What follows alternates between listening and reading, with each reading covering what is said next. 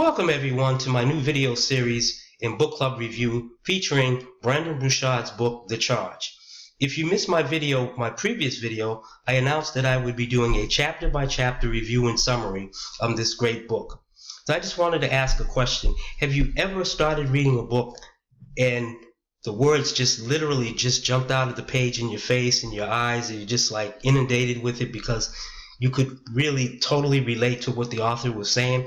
Well, this was the effect I had when I started reading this book. So first I want to just go into a very brief summary of the chapter 1 called Out of the Darkness, where Brendon talks about identifying the 3 lives that we live, and the third life being the one that we really want to obtain living.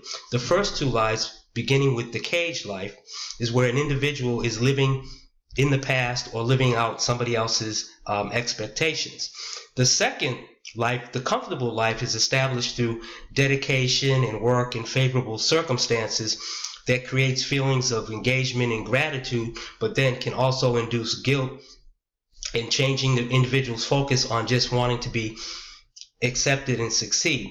And for the cage life individual, the focus has definitely become just playing it safe. They don't want to get hurt. They just don't want any drama in their lives. And then this third one, the charge life, the one that we're really trying to obtain, is one where people just focus on living a life of aspiring life and inspiring others.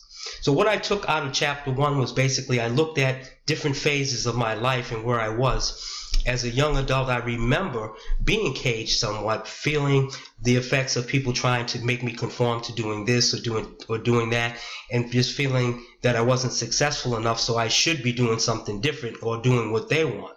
And then as I got older and got married, I moved into the more comfortable life, where I was able to obtain stuff and move up a different class, leaving a low-income community and becoming more middle class and upper middle class, and then being able to look at what Brendon was saying in terms of judging other people, looking at other people going down the same road. Do they appear to be happy?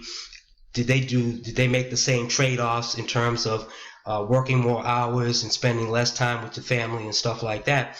But I was more focused on thinking about, when I was reading it, was that in that middle class there was more emphasis on a term that we used to always say a lot in the neighborhood: keeping up with the Joneses. Because if the Jones family bought a new vehicle, a new car, then everybody else living in the neighborhood had to do the same thing. Or if they got a new television set or whatever they bought, we had to do. If they did any improvements on their home, that had to be done by everybody else in the neighborhood. So that was the effect that this book in the opening chapter had on me.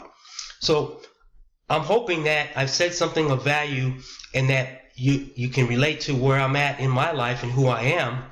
And I'm hoping that you will click the link below or message me on Facebook so you can learn more about me, and I can help plug you into more self-help books and videos, audios, and that sort of thing, to get your mindset straight so that you can move towards living a charged life. As always, peace and love. Until next time.